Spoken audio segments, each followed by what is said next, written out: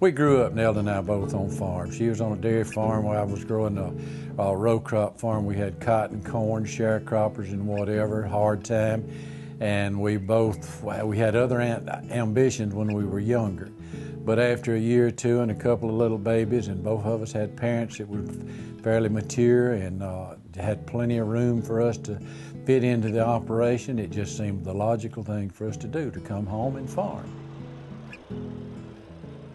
We were desperate for years and years. It's hard to make a living on this hill land growing cotton. You can't get big. You can't get big with soybeans. You can't get big with hardly anything. And we needed to have a crop that was high value, labor intensive on a small acreage. Folks from the state came down with their Lincoln and there was whip antennas in the wind, and they took one look around and they told us there's no way in the world that you could have a U-pick or a tourism business way out here. Folks ain't gonna come. You hadn't got no metropolitan area, no big cities, no nothing. They got in their car and they left. Well, there ain't no telling how many millions of dollars has been through this operation. Folks will come. The year 2000, when everybody thought the world was coming to an end, I never seen that many people in my life. And I climbed up and counted them. I counted nearly 600 butts turned up in that field of picking butter beans and peas at 9 o'clock in the morning. When we started 20 years ago, everything was U-pick. Now, as we have moved down through the years, people have got more money than they know what to do with. And the older people that like to pick have died off. We have a younger clientele now on the U-pick operation, and they want us to pick it. They want a quality product that's grown locally, but they don't like to get out there and sweat, and they don't know how.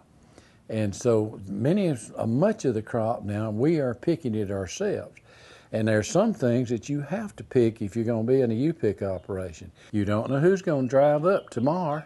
So the thing is, me and Jolene go pick the squash, go pick the cucumbers, because if nobody comes, we got over-mature squash, over-mature cucumbers, and then your plants quit bearing.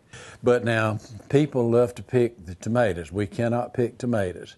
And we have a lot of people that want to pick their peas and their butter beans. Now, another thing that we've learned in the U-pick business, you need to be prepared to let a lot of it go to waste. You can grow a world of squash for $25, but if you go and hire a bunch of folks or do it yourself and pick 100 gallons of squash and you can't sell it, you got a bunch of trouble.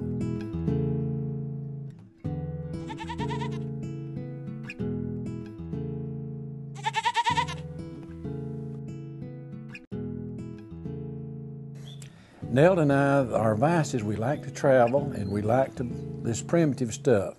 And we built all these old log houses in the barns and whatever. And our Jolene got into the family and she said, folks will pay just to come out here.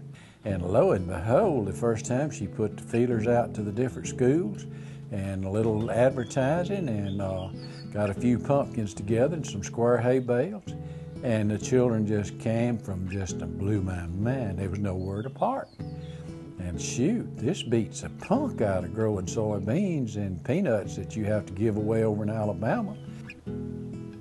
We backed out off of some more row crops. We gave up about 250 acres of good bottom land. It was great for peanuts, and we're cutting back and concentrate more on the ag tourism. Because shoot, I like that business.